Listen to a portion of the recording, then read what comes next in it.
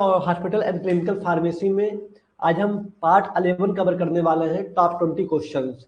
इसके पहले हम एनवायरमेंटल पढ़े, जो कि यूपी के स्टूडेंट थे, वही इसको बहुत अच्छे तरीके से देखे। उसमें भी हम 5-6 क्वेश्चन तक लगभग पहुंच चुके हैं। ठीक है, एग्जाम से पहले पहले चीजों को कवर कर देंगे, बस आप अच्छे से पढ़ते रहिए, प्रैक्टिस करते रहिए। हॉस्पिटल क्लिनिकल फार्मेसी भी हमारा बहुत सही चल रहा है। इसमें भी लगभग हम कह सकते हैं कि हाँ, बॉर्डर रेंज पे ही पहुंच चुके हैं, बहुत ज्यादा नहीं बचा हुआ है, जल्दी कवर हो जाएगा ये भी। टॉप 20 इंपॉर्टेंट क्वेश्चन में आज पार्ट 11 में क्या कवर करने वाले हैं, आइए चलिए देखते हैं। कल हम क्या पढ़े थे? कल का क्वेश्चन बहुत इंपॉर्टेंट था, 13वां क्वेश्चन कवर हो चुका था, जो था daily activities of clinical pharmacist. Clinical pharmacist की डेली एक्टिविटीज क्या है, इसके बारे में हम बहुत अच्छे से देख चुके हैं। ठीक है, चलिए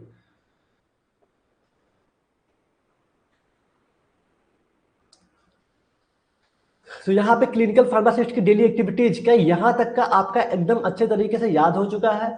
ठीक है, क्वेश्चन नंबर 1 से लेकर के 13वें तक का आपका याद हो, मतलब क्वेश्चन हम याद होने का मतलब ये नहीं कह रहे कि आपको 100% याद हो गया है। क्या आप सारे क्वेश्चन को टच कर चुके हैं, थोड़ा बहुत पढ़े हुए हैं सारे क्वेश्चन को? 13 क्वेश्चन तक आपका हो चुका है। एक बार कमेंट में थंब बना दीजिए या फिर बताइए कि हाँ आपका कितना हुआ है। क्या यहाँ तक का 13 क्वेश्चन तक हो गया आपका? चलिए बहुत अच्छी बात है। चलिए बहुत अच्छी बात है, बहुत कभी लोग के कमेंट आ रहे हैं। देखिए 13 क्वेश्चन तक आपको पूरे अच्छे से पढ़ लेने हैं। यहाँ तक के क्वेश्चन में आपको कोई कठिनाई नहीं है, बहुत आराम से क्वेश्चन पढ़िएगा। चाहे इलेक्ट्रॉनिक हेल्थ रिकॉर्ड हो या पूरा फार्मासिस्ट क्लिनिकल फार्मासिस्ट की एक्टिविटीज क्या है, जितनी भी चीजें पढ़े सब बहुत इजी था, बस आपको समझना है, बना करके लिखना है। ठीक है, चलिए अब आगे बढ़ते हैं। आगे क्वेश्चन नंबर 14 देखते हैं क्या होने वाला है। क्वेश्चन नंबर 14 बहुत इजी क्वेश्चन है। Explain the role of pharmacist, फिर फार्मासिस्ट का रोल। यहाँ भी क्लिनिकल फार्मासिस्ट की एक्टिविटीज क्या थी, फिर हॉस्पिटल फार्मासिस्ट का रोल क्या था, अब यहाँ पे फार्मासिस्ट का रोल बताना है। Management of ADR monitoring. Explain the role of pharmacist in management of ADR monitoring. ठीक है, एडीआर मतलब adverse drug reaction, adverse drug reaction monitoring की मतलब निगरानी। एडवर्स ड्रग रिएक्शन के निगरानी के मैनेजमेंट में फार्मासिस्ट की भूमिका समझाइए। ठीक है, अब ये आपको बताना है कि फार्मासिस्ट कैसे मैनेज करते हैं एडीआर को। अगर किसी पेशेंट को एडीआर एडवर्स ड्रग रिएक्शन की प्रॉब्लम है तो उसको मैनेज कैसे किया जाता है, ये आपको इस क्वेश्चन में बताना है। ठीक है, फार्मासिस्ट के द्वारा कैसे मैनेज किया जाता है। चलिए बहुत अच्छी बात है। चलिए आप सबका हलवा बना के खा लिए, बहुत अच्छी बात है। बस देखिए डाइजेस्ट कर लीजिएगा, ऐसा ना हो कि इंडाइजेशन की प्रॉब्लम हो जाए। डाइजेस्ट करने का मतलब है कि एग्जाम में वही आपको आउटपुट मिलना चाहिए जैसा आप हलवा बना के खाए हैं। ठीक है, चलिए क्वेश्चन नंबर 14 देखते हैं, इसका आंसर क्या हो जाएगा कि एडीआर मॉनिटरिंग में फार्मासिस्ट का क्या रोल है, इसको अच्छे से देखते हैं। ओके, तो देखिए pharmacist play a crucial role in ADR. Pharmacist जो होते हैं इंपॉर्टेंट रोल प्ले करते हैं एडीआर में, एडवर्स ड्रग रिएक्शन में, मॉनिटरिंग में, ensuring patient safety and optimising medication use. Okay, चलिए बाकी जो भी किसी के डाउट वगैरह है वो हम बाद में क्लियर करेंगे, क्योंकि डाउट क्लियर करेंगे तो काफी ज्यादा टाइम लग जाएगा। अभी हमको इसको कवर करना है टॉप 20 को। ठीक है, चलिए हाँ एमसीक्यू और one word fill in the blanks कराएंगे, बिल्कुल कराएंगे कृष्णा जी, परेशान मत होइए।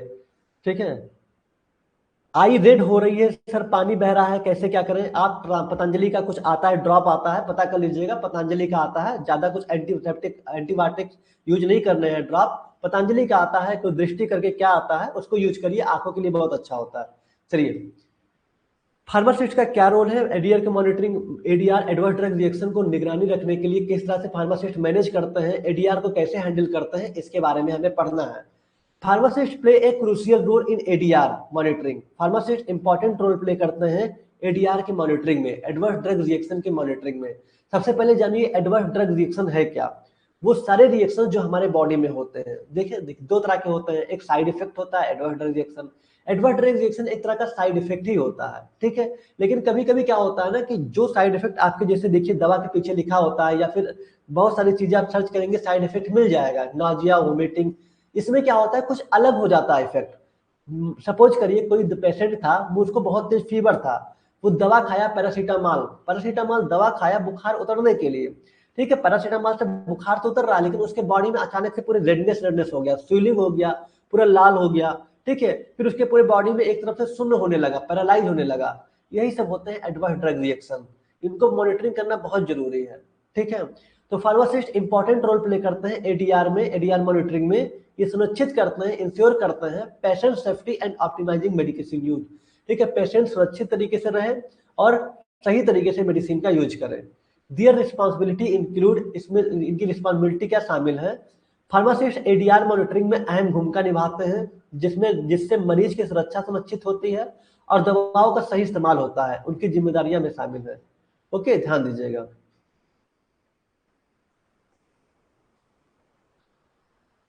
तो यहाँ पे पहले हेडिंग मेंशन करेंगे ना, यहाँ पे हेडिंग नहीं मेंशन है, 1 मिनट।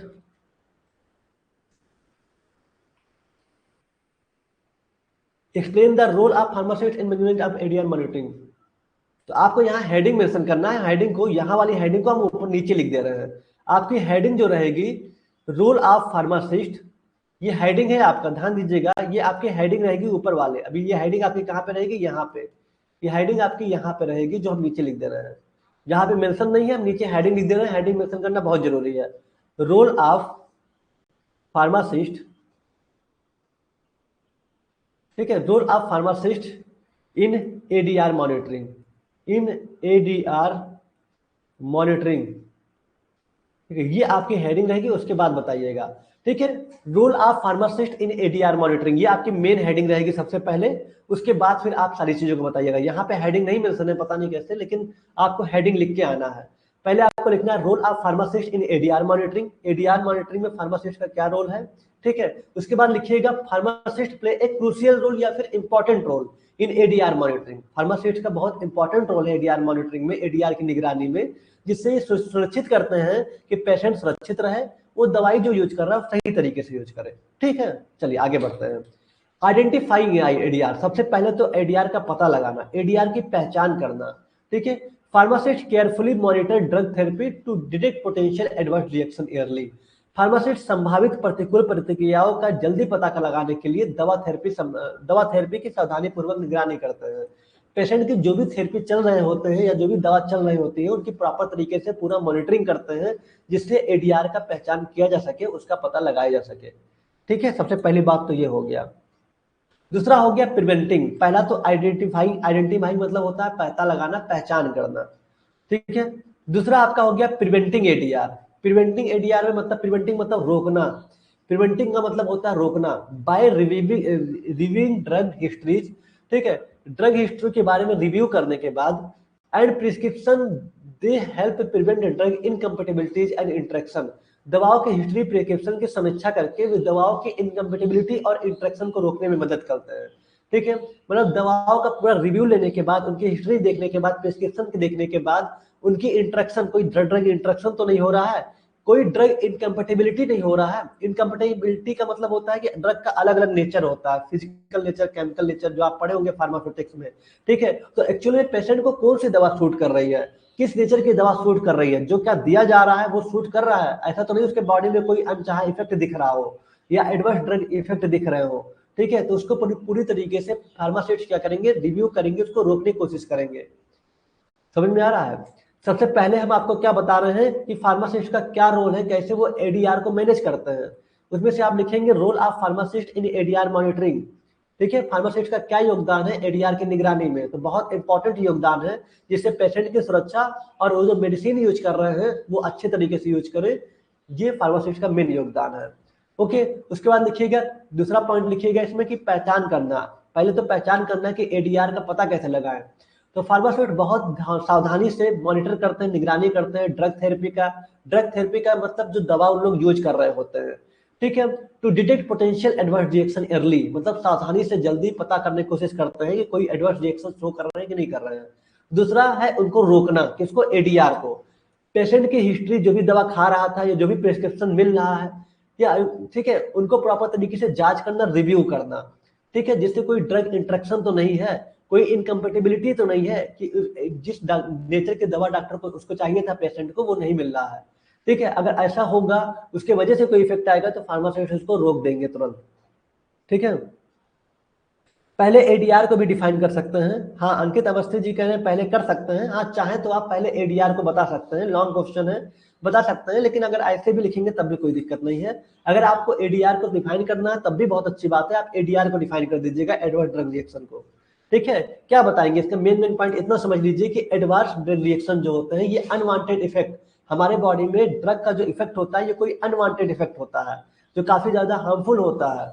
ठीक है, जिसको अगर प्रॉपर तरीके से मॉनिटरिंग ना किया जाए तो ये जानलेवा हो सकता है, पैरालाइज हो सकता है। तो आप इसके बारे में थोड़ा बहुत बना करके एडवर्स ड्रग रिएक्शन होते क्या है उसको लिख दीजिएगा, उसके बाद आप बताइएगा। ये भी इन्होंने बहुत अच्छी बात कही है, ये आप पे डिपेंड होता है, ऑप्शनल है। ठीक है, नहीं लिखेंगे तब भी कोई बात नहीं, लिख देते हैं तो काफी अट्रैक्टिंग लगेगा। ठीक, चलिए अब देखिए प्रिवेंशन भी हो गया, उसके बाद रिपोर्टिंग। अब जब उसको रोक लेंगे तो रिपोर्ट भी किया जाता है एडीआर को। Pharmacist document and report ADR, pharmacist document and report ADR. Pharmacist ADR को डॉक्यूमेंट करते हैं और रिपोर्ट करते हैं टू रेगुलेटरी अथॉरिटीज, जो बड़ी बड़ी अथॉरिटीज होती है उनको, contributing to the drug safety database. ADR की रिपोर्टिंग, फार्मासिस्ट एडीआर को डॉक्यूमेंट करते हैं और रेगुलेटरी अथॉरिटीज को सपोर्ट करते हैं, जिससे ड्रग सेफ्टी डाटाबेस में योगदान मिलता है। ठीक है, हाँ ये बात बहुत सही आप लिखे एमएसआईजी, साइड इफेक्ट तो एक्सपेक्टेड होता है लेकिन एडीआर अनएक्सपेक्टेड इफेक्ट होता है हमारे बॉडी में। ठीक है, चलिए तो यहाँ पे आपको 3 पॉइंट बताए। सबसे पहला तो भाई एडीआर को पहचानना, कि कैसे हम पता करें कि एडीआर क्या है, किसी के पेशेंट की मतलब बॉडी में उसके इफेक्ट में किस तरह से क्या शो कर रहे हैं। तो इसको पता करने के लिए जो हम दवा दे रहे हैं या जो फार्मासिस्ट दवा दे रहे हैं, जो डॉक्टर दवा दे रहे हैं, उसकी थेरेपी देखना कि ड्रग थेरेपी जो दिया जा रहा है उसकी वजह से क्या प्रभाव पड़ रहा है, तो उसकी निगरानी रखना। दूसरा है प्रिवेंटिंग, उनको रोकना, एडीआर को रोकने की बात किया जा रहा है, प्रिवेंटिंग एडीआर कि मतलब कैसे रोकेंगे। यहाँ पे ड्रग के रिव्यू, जो भी प्रिस्क्रिप्शन में दवा लिखे हुए हैं उनका प्रॉपर रिव्यू करेंगे। दवा जो खा रहे हैं वो ड्रग इनकम्पेटिबिलिटी में किस नेचर का है, फिजिकल केमिकल में क्या दिया जा रहा है, टैबलेट कैप्सूल्स क्या उसको नुकसान कर रहा है। ठीक है, वो सारी चीजें देखते हैं। रिपोर्ट करेंगे, मतलब प्रॉपर तरीके से इसका डॉक्यूमेंट बनाना पड़ता है, रिपोर्ट करना पड़ता है रेगुलेटरी जो अथॉरिटीज होती हैं उनको। ठीक है, जिससे प्रॉपर तरीके से उसके आगे जांच पड़ताल हो सके। एंड चौथा है educating health care professional, educating health care professional, health care professional को एजुकेट करना, शिक्षित करना, बताना। They provide guidance on ADR management and safe medication practice. जो फार्मासिस्ट होते हैं ये प्रोवाइड करते हैं, गाइडेंस देते हैं एडीआर को मैनेज करने के लिए, कि एडीआर को मैनेज कैसे किया जाए और मेडिकेशन प्रैक्टिस को कैसे सुरक्षित बनाया जाए। वे एडीआर मैनेजमेंट और सुरक्षित दवा देने के तरीकों पर गाइडेंस देते हैं। सोचिए, जो फार्मासिस्ट होता है ये हेल्थ केयर प्रोफेशनल्स मतलब डॉक्टर को भी क्या करते हैं, एजुकेट करते हैं, शिक्षित करते हैं, दवा के बारे में बताते हैं। ठीक है, चलिए तो ये चीजों को ध्यान रखिएगा। सर टॉप 20 सेम है लास्ट ईयर का, सेकेंड ईयर का टॉप 20 शायद नहीं चला था, या चला था तो कुछ चीजें थी या स्किप थी। इस बार जो टॉप 20 आई है वो नया है, सेकेंड ईयर का नया है, फर्स्ट ईयर का लगभग लगभग सेम है, लेकिन सेकेंड ईयर का टॉप 20 नया है। ठीक, चलिए तो ये सारी चीजों को आपको ध्यान देना है, बहुत बेसिक चीजें थी। और लास्ट में आता है patient counselling. Patient counselling heading का ध्यान दीजिए। पहला हेडिंग क्या बताया आपका, पहचान करना। ठीक है, सबसे पहला हेडिंग बताया आपका पहचान करना, वो है आइडेंटिफाइंग एडीआर। उसके बाद उनको रोकना, एडीआर को रोकना, प्रिवेंटिंग एडीआर। उसके बाद फिर रिपोर्ट करना, रिपोर्टिंग एडीआर। उसके बाद फिर जो हेल्थ केयर प्रोफेशनल डॉक्टर होते हैं उनको शिक्षित करना। ठीक है, और उसके बाद patient counselling. Pharmacist educate patient, pharmacist patient को शिक्षित करते हैं। ठीक है, अबाउट पॉसिबल साइड इफेक्ट, जो पॉसिबल संभावित साइड इफेक्ट है उसके बारे में बताते हैं। And how to manage them, उसे मैनेज कैसे किया जाए ये बताते हैं। नॉर्मल जो पॉसिबल साइड इफेक्ट होते हैं जैसे नाजिया, वोमिटिंग हो गया, कॉन्स्टिपेशन हो गया, इसके बारे में। मरीजों की काउंसलिंग, फार्मासिस्ट मरीजों को संभावित साइड इफेक्ट और उन्हें कैसे मैनेज करें इसके बारे में बताते हैं। लेकिन यही साइड इफेक्ट जब ज्यादा हो जाए, कोई अनचाहा हो जाए, तब फिर डॉक्टर को ही दिखाना पड़ता है, फिर वो खुद से भी मैनेज नहीं होता। ठीक है, तो यही बेसिक बेसिक चीजें थी, इसको आप बना करके लिख लीजिएगा। इसमें कुछ बहुत ज्यादा नहीं था, यही था आपका कि एक फार्मासिस्ट का क्या रोल है एडीआर मॉनिटरिंग में, कैसे वो मैनेज करते हैं। आपको पॉइंट वाइज बता देना है कि क्या रोल है, एडीआर क्या होता है, चाहे तो उसको भी बता दीजिएगा। कैसे इसको मतलब आइडेंटिफाई आईडीआर, पहले एडीआर की पहचान करें, फिर उनको रोके, फिर उनका रिपोर्ट करें, फिर हेल्थ केयर प्रोफेशनल को शिक्षित करें, यही सब रोल है फार्मासिस्ट का। फिर लास्ट में पेशेंट काउंसलिंग करें। ठीक है, बस आपका ये पूरा क्वेश्चन खत्म हो गया, इतना सफिशियंट है।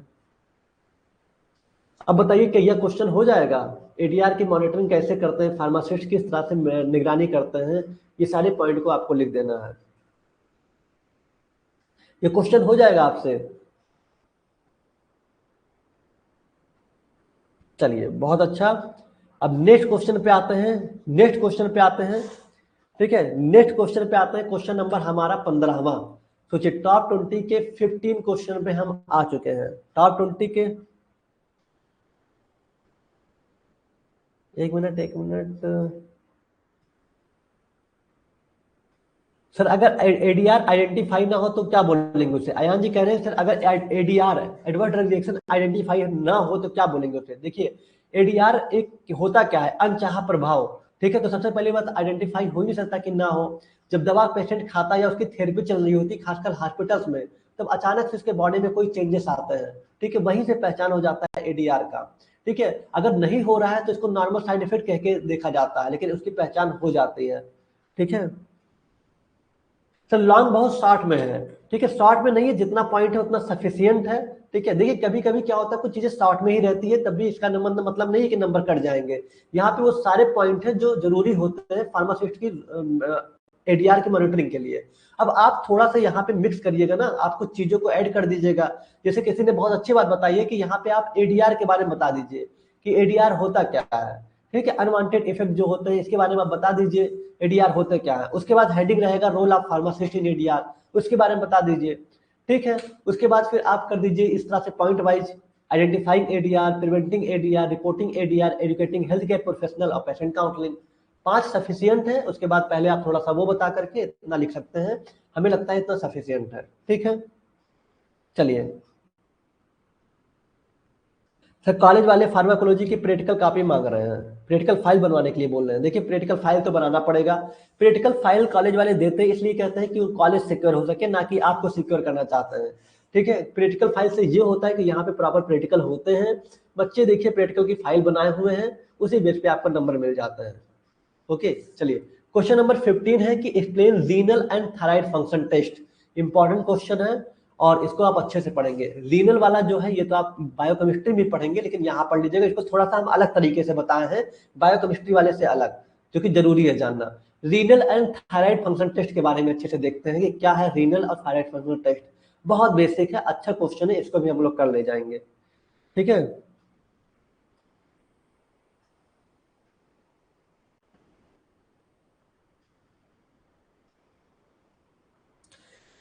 अच्छा उमेश जी कह रहे हैं कि सर वर्ड पावर शब्दार्थ पीडीएफ में दे दिया करिए ताकि हम परीक्षा में अंग्रेजी में सही तरीके से वाक्य बनाकर लिखें। थैंक यू उमेश, कुमार जी, बिल्कुल। और देखिए वर्ड पावर कभी कभी क्या होता है ना, आप खुद डिक्शनरी पे सर्च करिए। यहाँ पे देखिए टाइम बहुत कम रहता है, कई सारे क्लासेस रहती हैं, ट्रांसलेट गूगल से किया जाता है तो वो भी ट्रांसलेट आता है, वो भी एक्यूरेट नहीं आता। इस बात को तो हम एक्सेप्ट करते हैं। जो हिंदी लैंग्वेज है, हिंदी लैंग्वेज हम खुद समझते हैं कि हमें खुद एकदम से एक्यूरेट नहीं लगता जिस तरह से होना चाहिए। या तो हम खुद से टाइप करके चीजें करें तो ऐसे में बहुत टाइम लग जाता है। बाकी कोशिश करेंगे, आप जो बात कहे हैं वर्ड पावर करने के लिए वो हम कर देंगे, देखेंगे जैसा टाइम मिलेगा। तो renal and thyroid function test क्या है इसके बारे में देखते हैं। तो सबसे पहले हम आरएफटी के बारे में बात करते हैं, renal function test. Renal function test को ही हम केएफटी कहते हैं, किडनी फंक्शन टेस्ट, ध्यान दीजिएगा यही है। ठीक है, चलिए आरएफटी के बारे में बात करते हैं, renal function test. Renal function test are a group of test, एक टेस्ट का एक परीक्षण का ही समूह होता है, दैट में be perform together to evaluate kidney renal function. हम यहाँ पे ये मूल्यांकन करते हैं कि किडनी के फंक्शन कितने अच्छे से काम कर रहे हैं कि कितने अच्छे से काम नहीं कर रहे हैं। ठीक है, उसका एक परीक्षण करते हैं जिसका नाम है renal function test. If the kidney are not functioning properly, यदि किडनी सही तरीके से काम नहीं कर रहा है, waste product can accumulated in the blood, तो जो वेस्ट प्रोडक्ट होते हैं हमारे ब्लड में इकट्ठा होने लगेंगे और वो टॉक्सिसिटी क्रिएट करेंगे, जहर क्रिएट करेंगे, जिससे काफी प्रॉब्लम आ सकती है। ठीक है, रीनल फंक्शन टेस्ट एक टेस्ट का ग्रुप है जो किडनी रीनल फंक्शन का मूल्यांकन करने के लिए एक साथ किए जा सकते हैं। अगर किडनी ठीक से काम नहीं कर रहा है तो खून में वेस्ट प्रोडक्ट जमा हो सकते हैं। क्लियर इस पॉइंट को? चलिए आगे बढ़ते हैं। कितने लेसन से है, तो ये आपके हैं शायद 11वें चैप्टर से। एक मिनट देखिए कि ये शायद आपको पढ़ाए हुए थे हम। ये आपका है किसने चैप्टर से है? अरे चैप्टर नंबर 9 से, सॉरी चैप्टर नंबर 9 में आपको बहुत अच्छे से पढ़ाए थे।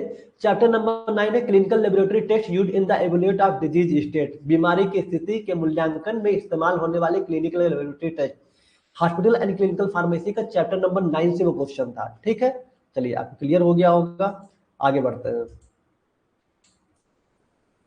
ओके, तो आरएफटी रीनल फंक्शन टेस्ट के बारे में यही बता दीजिएगा कि एक तरह का ये भी टेस्ट होता है, परीक्षण होता है, जहां पे हम किडनी के फंक्शन का मूल्यांकन करते हैं। ठीक है, कि प्रॉपरली वर्क कर रहा है कि नहीं कर रहा है। अगर किडनी सही से काम नहीं कर रहा है तो इसका मतलब कि जो वेट प्रोडक्ट है वो हमारे ब्लड में इकट्ठा होने लगे हैं, जो कि टॉक्सिसिटी क्रिएट कर रहे हैं। इन द पॉइंट क्लियर, अब आगे बढ़ते हैं। चलिए, renal function test are following. Kidney function test इस प्रकार है। सबसे पहले आपको आरएफटी हेडिंग डालना है, फिर डालना है कि renal function test are following. अब यहाँ पे फॉलोइंग क्या क्या है आइए देखते हैं कि रीनल फंक्शन टेस्ट जो है, किडनी फंक्शन टेस्ट इस प्रकार है। पहला तो आपका हो गया फिजिकल एग्जामिनेशन, शारीरिक जांच, जिसमें हम मैक्सिमम यूरिन की जांच करते हैं, फिजिकल एग्जामिनेशन। ठीक है, कलर ऑफ यूरिन, यूरिन का कलर कैसा है, इससे बहुत कुछ पता चलता है। ऑर्डर ऑफ यूरिन, यूरिन की गंध कैसी है। पीएच ऑफ यूरिन का पीएच कितना है। डेंसिटी ऑफ यूरिन, यूरिन का घनत्व कितना है। टर्बिडिटी ऑफ यूरिन, यूरिन की जो धुंधलापन है, टर्बिडिटी है, गंदगी है, उसको देखते हैं। ठीक है, तो ये एग्जाम, फिजिकल एग्जामिनेशन में colour of urine, order of urine, pH of urine, density of urine और टर्बिडिटी ऑफ यूरिन का जांच करते हैं। क्लियर हो पाया? चलिए, बहुत अच्छी बात है, आगे बढ़ते हैं, देखते हैं।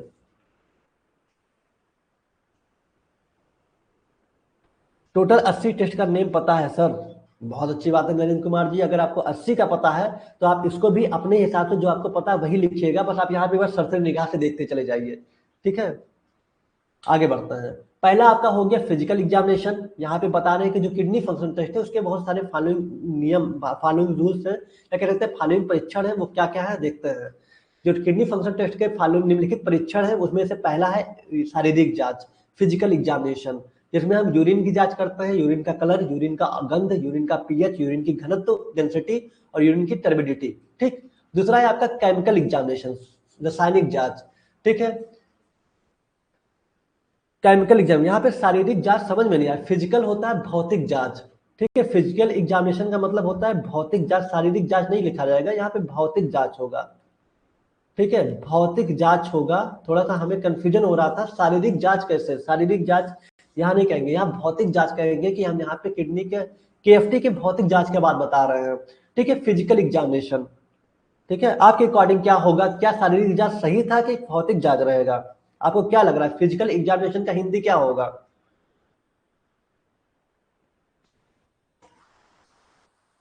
शारीरिक जांच ही होगा। चलिए, बहुत अच्छी बात है। फिजिकल एग्जामिनेशन की हिंदी में क्या होंगे, क्या लिखेंगे आप? तो शारीरिक जांच ही होगा। अच्छा, सही है।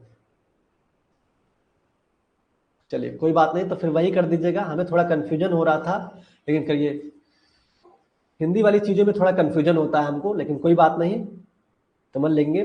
फिजिकल एग्जामिनेशन शारीरिक जांच, उसमें सारी चीजें, यूरिन के बारे में आपको बताना है। दूसरा है केमिकल एग्जामिनेशन। केमिकल एग्जामिनेशन में देखते हैं जिसमें बहुत सारे टेस्ट करते हैं, सारा आपको नहीं लिखना है, बस एक बार पढ़ लीजिए, जो चीजें आपको याद रहेगा उसी को लिखिएगा। जैसे प्रोटीन देखते हैं, प्रोटीन देखते हैं, इंपॉर्टेंट प्रोटीन, ग्लूकोज देखते हैं।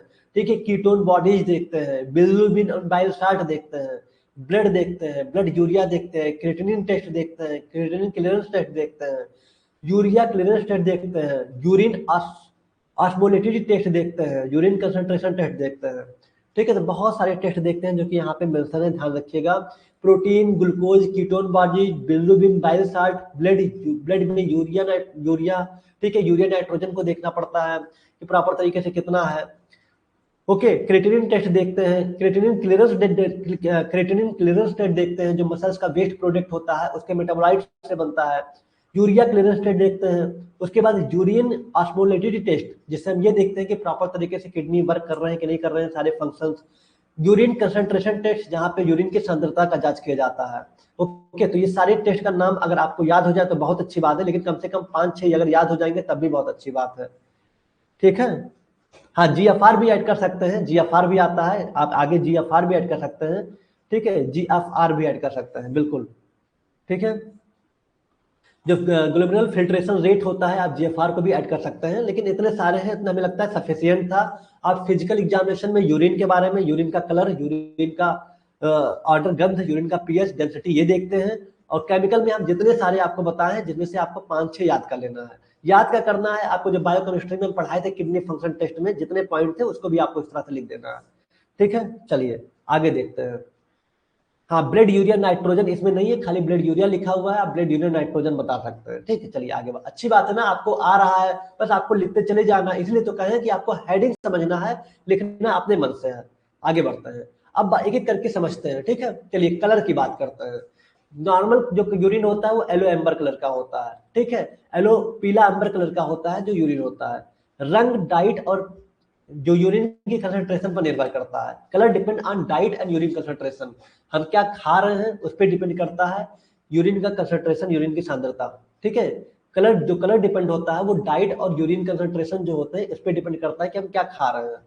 Okay, concentration reduced due to drinking of more water and it causes lightly color of urine।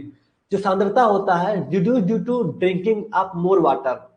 ठीक है, रिड्यूस कम होता है जब आप कम पानी पीते हैं, due to drinking more water, जब अधिक पानी, क्या है, कंसंट्रेशन रिड्यूस, कंसंट्रेशन कम होता है, सांद्रता कम होता है due to drinking more water. जब आप ज्यादा पानी पीते हैं तो कंसंट्रेशन क्या होता है, सांद्रता कम होता है।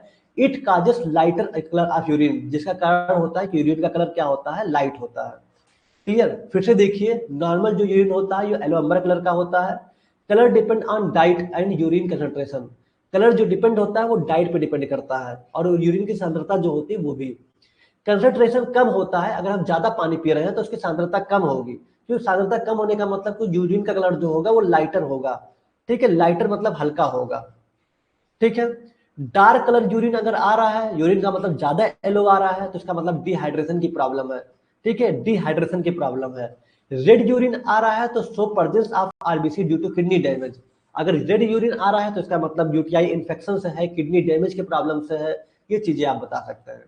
ओके, तो जो सामान्य यूरिन है वो पीला एम्बर कलर का होता है। रंग डाइट और यूरिन की कंसंट्रेशन पर निर्भर करता है। डाइट रंग जो होता है कि डाइट पर, डाइट का मतलब जो आप आहार ले रहे हैं, क्या ले रहे हैं, आहार।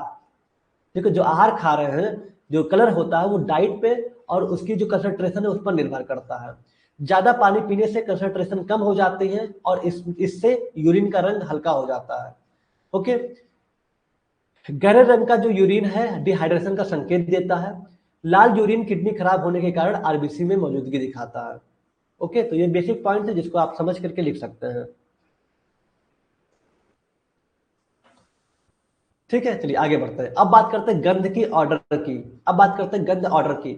Smell of urine indicate pathological condition. ठीक है, जो यूरिन की गंध होती है, एक तरह का कह सकते हैं, जो यूरिन की गंध होती है पैथोलॉजिकल स्थिति को संकेत देती है। किस तरह का, जैसे कि स्वीट या फिर फ्रूटी स्मेल यूरिन। ठीक है, स्वीट या फिर फ्रूटी स्मेल, इसमें थोड़ा सा फ्रूटी टाइप का आ रहा है, स्वीट मीठा लग रहा है, यह डायबिटीज का संकेत है। किसका, डायबिटीज का। फ्रेश यूरिन आ रहा है तो माइल्ड ऑर्डर, हल्का गंध होती है तो मतलब कि फ्रेश यूरिन। एज्ड यूरिन होता है अमोनिया। एज्ड यूरिन का मतलब बहुत सारे लोग उसको टेस्ट के लिए, परीक्षण करने के लिए एक कंटेनर में रखते हैं। कंटेनर में लंबे समय तक रखेंगे तो यूरिया से अमोनिया में कन्वर्ट हो जाएगा। ठीक है, उसी को बोलते हैं एज्ड यूरिन। ठीक है, उसको अगर एक कंटेनर में रखा जाए यूरिन को लंबे समय तक, तो यूरिया से अमोनिया में कन्वर्ट हो जाता है। उसी को एज्ड यूरिन, जिसको पुराना यूरिन कहते हैं। ठीक है, तो ऑर्डर गंध में ये बताया जा रहा है कि गंध से एक तरह का पैथोलॉजिकल कंडीशन को दिखाता है ये। अगर बहुत स्वीट या फ्रूटी स्मेल आ रहा है तो इसका मतलब डायबिटीज। फ्रेश यूरिन, इसका मतलब हल्का गंध। और उसके बाद अगर एज यूरिन हो गया, जिसको बहुत लंबे समय तक रखा गया है, ये बहुत ज्यादा इन्फेक्शन क्रिएट करता है, तो ये यूरिया से अमोनिया में कन्वर्ट हो जाता है। ये आप बता दीजिएगा।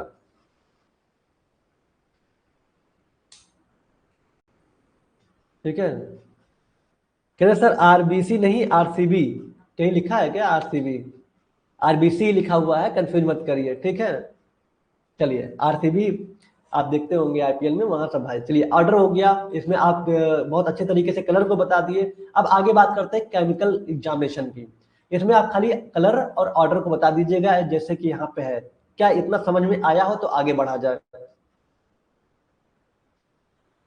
यहां तक का समझ में आ गया? हेमेटूरिया क्या होता है आगे बता रहे हैं। हाँ, भौतिक, अतुल जी कह रहे हैं भौतिक और रासायनिक, हमें भी यही लग रहा है। लेकिन हम लोग कह रहे हैं शारीरिक होता है। तो चलिए यहाँ तक का क्लियर हो गया। चलिए आप बहुत आराम से इस चीज को बताइएगा बहुत अच्छे तरीके से। पहले आरएफटी के बारे में बता दीजिएगा थोड़ा सा, कि एक तरह का किडनी फंक्शन टेस्ट का ही ग्रुप होता है जहां पे प्रॉपर तरीके से किडनी फंक्शन कर रहा है कि नहीं कर रहा है उसी का मूल्यांकन करते हैं। ठीक है, उसके बाद आप इसके कई सारे वो हैं, जैसे फिजिकल एग्जामिनेशन है, इसके बारे में बताइएगा, कई सारे फंक्शंस हैं। फिजिकल एग्जामिनेशन जिसको शारीरिक जांच या भौतिक जांच कहते हैं, ऐसा कुछ है, जिसमें हम यूरिन के कलर, यूरिन के ऑर्डर, यूरिन के पीएच वगैरह देखते हैं। केमिकल में बहुत सारी चीजें देखते हैं, protein, glucose, ketone bodies, B O N, blood urea nitrogen, blood urea, creatinine test, ये सारी चीजें देखते हैं हम केमिकल एग्जामिनेशन में। अब थोड़ा सा हम फिजिकल एग्जामिनेशन के बारे में लिख लेते हैं। अब या तो आप डायरेक्ट लिखिएगा या तो आप हेडिंग डाल दीजिएगा फिजिकल एग्जामिनेशन में कलर। ठीक है, वो हेडिंग मेन हेडिंग रहेगा, ये सब हेडिंग ये आप देख लीजिएगा, या फिर डायरेक्ट लिखेंगे तब भी कोई दिक्कत नहीं है। आप हेडिंग डायरेक्ट डालेंगे कलर। नॉर्मल यूरिन का कलर जो होता है वो आम्बर कलर का होता है। कलर डिपेंड होता है डाइट पे और यूरिन के सांद्रता पे। ठीक है, यूरिन का सांद्रता जो होता है कम होता है ज्यादा पानी पीने से। ठीक है, यूरिन का कलर कैसा होता है, लाइट हो जाता है। अगर डार्क यूरिन का कलर आ रहा है तो आप पानी कम पी रहे हैं, डिहाइड्रेशन की प्रॉब्लम है। ठीक है, अगर रेड यूरिन आ रहा है, यूरिन का कलर रेड आ रहा है, तो इसका मतलब कि आरबीसी प्रेजेंस से किडनी डैमेज या किडनी फंक्शन वर्क नहीं कर रहे हैं, या फिर यूटीआई इन्फेक्शन का इंडिकेशन है। ओके, चलिए गंध की बात करें तो ये एक पैथोलॉजिकल कंडीशन को दर्शाता है। स्वीट या फ्रूटी स्मेल यूरिन, इसका मतलब डायबिटीज। अगर फ्रेश यूरिन है तो मतलब माइल्ड हल्का गंध। अगर एड यूरिन मतलब यूरिन को कंटेनर में रखा गया परीक्षण के लिए, तो आप यूरिया से अमोनिया में कन्वर्ट हो जाएगा। इस तरह से चीजें बताया गया है। ठीक है, चलिए अब केमिकल में सबसे बड़ी बात बताते हैं प्रोटीन। केमिकल एग्जामिनेशन में protein, presence of abnormal concentration of albumin, अगर असामान्य मात्रा में, ठीक है, एल्बुमिन जो प्रोटीन होता है, अगर इसका जो उपस्थिति ये असामान्य सांद्रता में पाई जाए, एबनॉर्मल कंसंट्रेशन रहे, एंड ग्लोबुलिन इन यूरिन, अगर ग्लोबुलिन और एल्बुलिन ये दो प्रोटीन का पहले नाम याद रखिए। ठीक है, ग्लोबुलिन और एल्बुलिन ये दो प्रोटीन अगर असामान्य हो जाए, इनकी सांद्रता क्या हो जाए, एबनॉर्मल हो जाए, असामान्य हो जाए, तो इसको बोलते हैं प्रोटीनूरिया। क्या बोलते हैं, प्रोटीनूरिया। याद रखिएगा, अगर एल्बुमिन ग्लोबुलिन की जो सांद्रताएं हैं वो अगर असामान्य हो जाए इनकी उपस्थिति, तो इन्हें प्रोटीनूरिया बोलते हैं। This condition can be sign of kidney damage, ये कंडीशन दिखाती हैं, साइन मतलब रिप्रेजेंट करते हैं कि किडनी अच्छे से वर्क नहीं कर रहा है, किडनी डैमेज की प्रॉब्लम हो सकती है। It is early sign of chronic kidney disease, ये अर्ली साइन है किसका, सीकेडी का, क्रोनिक गंभीर किडनी की बीमारी का। ओके, ध्यान रखिएगा, प्रोटीन अगर यूरिन में एल्बुमिन और ग्लोबुलिन की असामान्य मात्रा होने को प्रोटीनूरिया कहते हैं। ठीक है, सॉरी, यूरिन में एल्बुमिन ग्लोबुलिन की जो असामान्य मात्रा है, एबनॉर्मल कंसंट्रेशन है, उसको हम प्रोटीनूरिया कहते हैं। यह स्थिति किडनी खराब होने का संकेत देती है, या क्रोनिक किडनी डिजीज सीकेडी की शुरुआती संकेत है।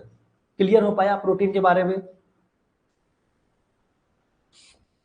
प्रोटीन के बारे में इतना हो पाया, चलिए बहुत अच्छी बात है।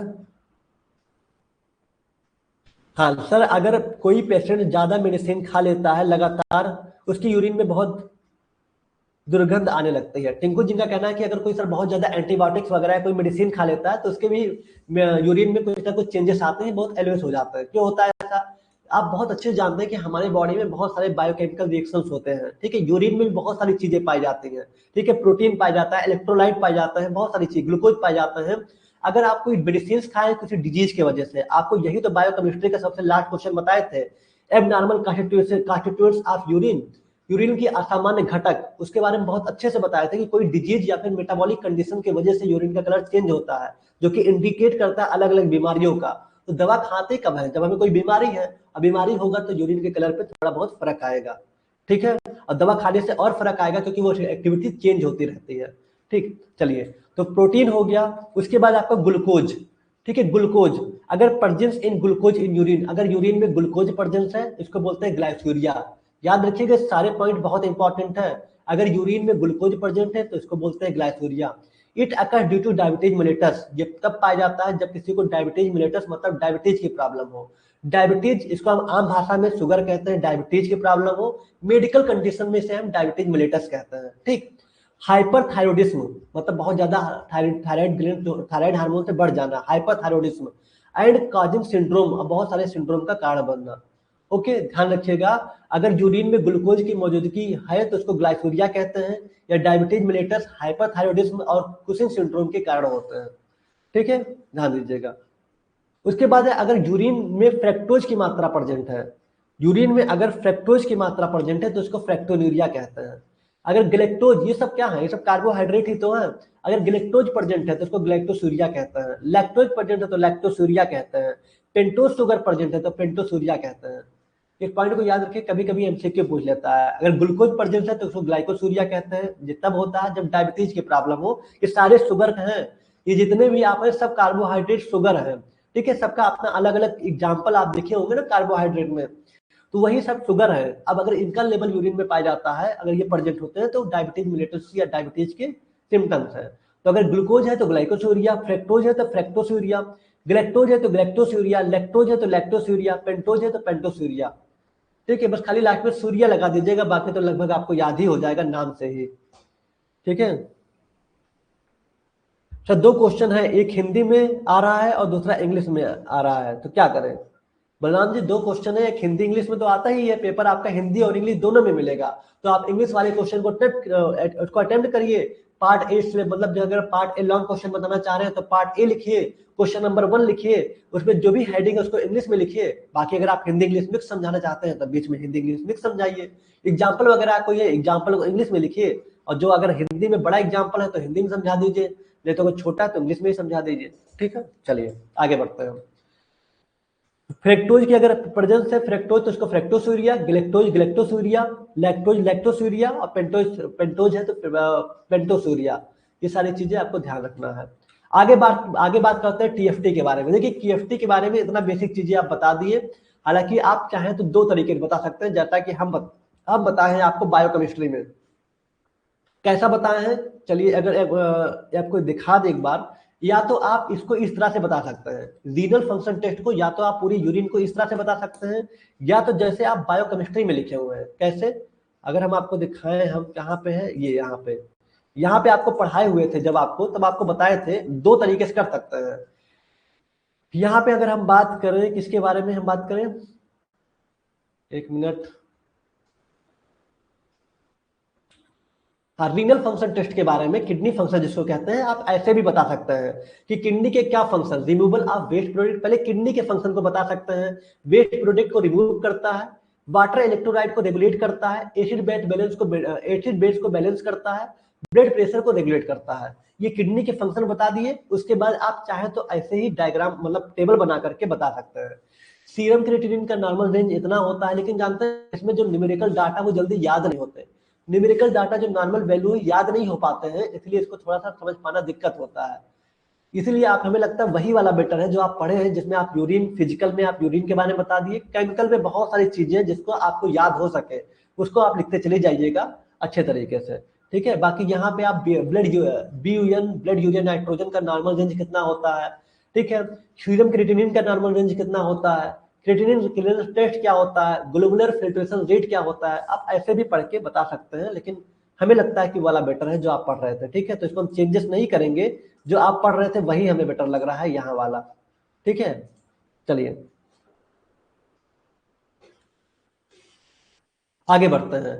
तो यहाँ पे आपका क्या हो चुका है, कलर हो चुका है, ऑर्डर हो चुका है, प्रोटीन हो चुका है, ग्लूकोज हो चुका है। अब थायराइड फंक्शन टेस्ट के बारे में देख लेते हैं, जल्दी से इसको कवर करते हैं। ठीक है, थायराइड फंक्शन टेस्ट जिसको टीएफटी कहते हैं, are a group of test, एक टेस्ट का ही ग्रुप, मतलब ये भी तरह का परीक्षण होता है, perform to assess thyroid gland functioning. ठीक है, हम थायराइड ग्लैंड कितने अच्छे से काम कर रहा है उसको हम परीक्षण करने के लिए, उसके मूल्यांकन करने के लिए एक परीक्षण करते हैं जिसका नाम है TFT, some of important thyroid function test. यहाँ पे कुछ है इंपॉर्टेंट, आइए देखते हैं।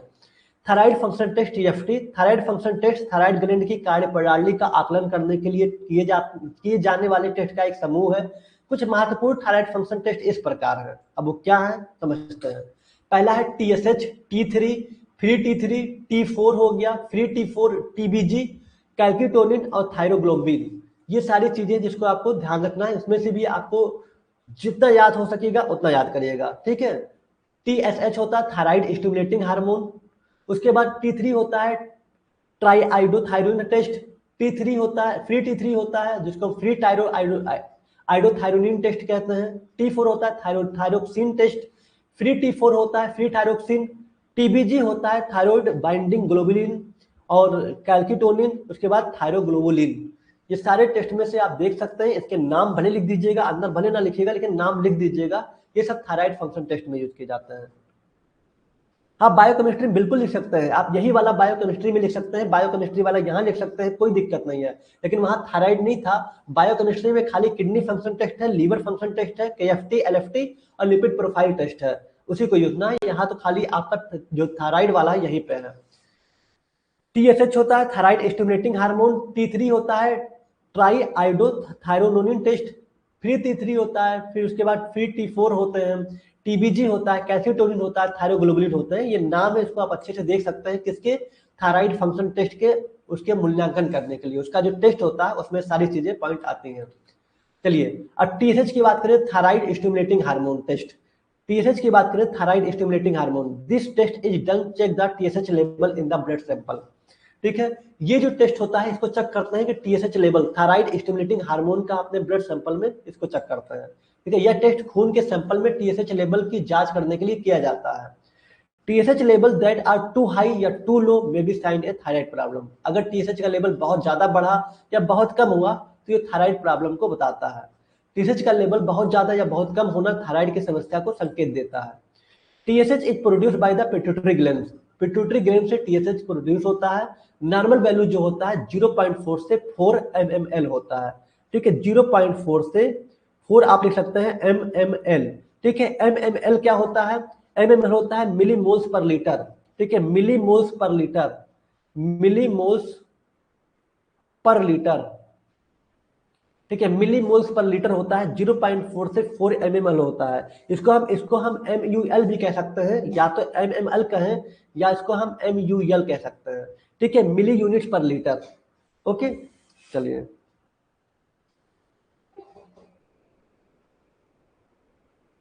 अच्छा, बहुत फास्ट पढ़ा रहे हैं हम, चलिए थोड़ा सा एक बार फिर से बता दे रहे हैं। देखिए, थायराइड फंक्शन टेस्ट होता है, जैसे आपको किडनी फंक्शन टेस्ट बताए थे, जो कि किडनी का पूरी तरीके से मूल्यांकन करने का एक टेस्ट था कि हमारे किडनी कितने अच्छे से वर्क कर रहे हैं।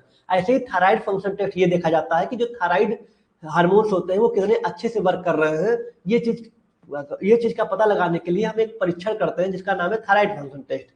अब उसमें ये सारी चीजें आती हैं, TSH आता है, जैसे वहां पे देखिए किडनी फंक्शन टेस्ट में ब्लड यूरिया नाइट्रोजन आ रहा था।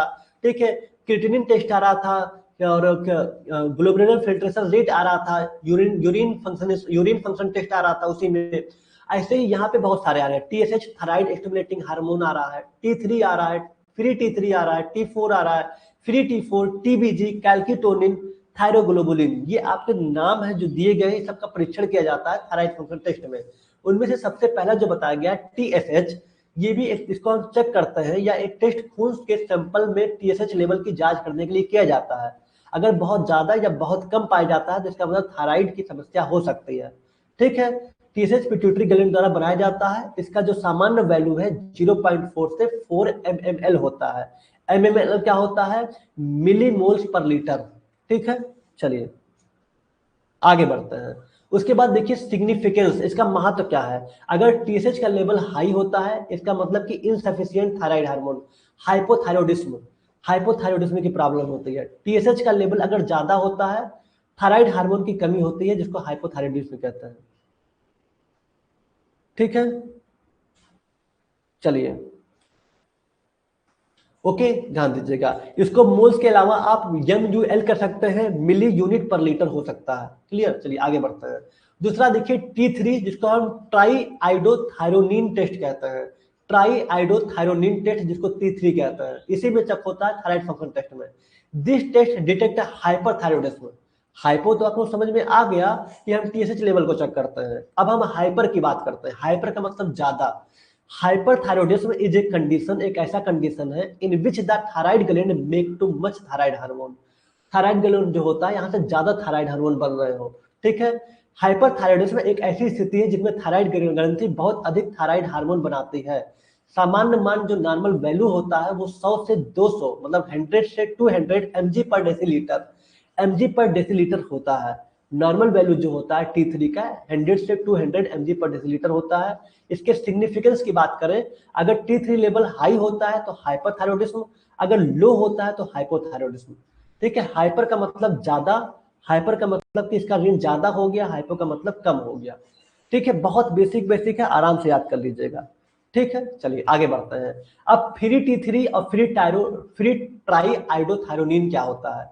अब देखिए, यूज फॉर एमुलेटिंग T3 लेवल, हमको अगर T3 लेवल को मूल्यांकन करना है, that reduce the protein binding T3।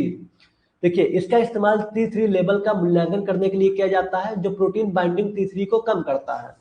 T3 level का ही मूल्यांकन करने के लिए फ्री T3 का जांच किया जाता है जो प्रोटीन बाइंडिंग T3 को कम करता है। इसका नॉर्मल वैल्यू होता है 2.3 से 4.1 pg/ml, ठीक है, पिकोग्राम पर मिलीलीटर। तो आपको इसका नॉर्मल वैल्यू याद रखना है। और फ्री T3 वो इतना इंपॉर्टेंट वैसे फ्री T3 नहीं होता है, आपके तीन ही हार्मोन बहुत इंपॉर्टेंट है। एक आपका TSH होता है, TSH हो गया, T3 हो गया, T4 हो गया, इसको मत भूलिएगा। बाकी जो अंदर की चीजें हैं उसको आप देख लीजिएगा, फ्री T3 फ्री T4 वो आप जितने अच्छे से लिख ले जाएंगे अच्छी बात है। TSH T3 और T4 ये मोस्ट इंपॉर्टेंट है, इसको आप मत भूलिएगा। चलिए आगे बढ़ते हैं। बस इतना ही था, इतना ही लिख दीजिएगा, इतना काफी है, इतना सफिशियंट है, ठीक है। चलिए हो गया, अब इतना ही कर दीजिएगा। जल्दी से सरसरी निगाह से फिर देख लेते हैं इस क्वेश्चन को, बहुत इंपॉर्टेंट है, ध्यान दीजिएगा। एक बार हम सरसरी निगाह से जल्दी से देख लेते हैं, ठीक है। क्वेश्चन आपका मोस्ट इंपॉर्टेंट था, रीनल और थायराइड फंक्शन टेस्ट। रीनल तो आपको समझ में आ गया, किडनी के फंक्शन के लिए करते हैं। बहुत सारे फिजिकल एग्जामिनेशन में बताया गया है कि यूरिन का कलर कैसा होता है, उसका गंध क्या है, उससे कैसे क्या पहचानते हैं, पीएच कितना और डेंसिटी, ये सारी चीजें देखते हैं। केमिकल में protein, glucose, ketone body, bilirubin, blood urea, nitrogen, creatinine test, ये सारी चीजें का आप हेडिंग लिख दीजिएगा। कलर अगर आएगा एम्बर कलर का है, पीले कलर का है, तो ये जो कलर डिपेंड होता है ये डाइट पे, आहार पे और इनके सांद्रता पर होता है। पानी ज्यादा पिएंगे इसकी कंसंट्रेशन कम होगा, कम पिएंगे कंसंट्रेशन ज्यादा होगा, डिहाइड्रेशन की प्रॉब्लम हो जाएगी। अगर यूरिन में रेड ब्लड आरबीसी आ रहा है इसका मतलब किडनी प्रॉब्लम या यूटीआई इन्फेक्शन की प्रॉब्लम है। गंध अगर बहुत ज्यादा स्यूटी या फ्रूटी स्मेल आ रहा है, डायबिटीज।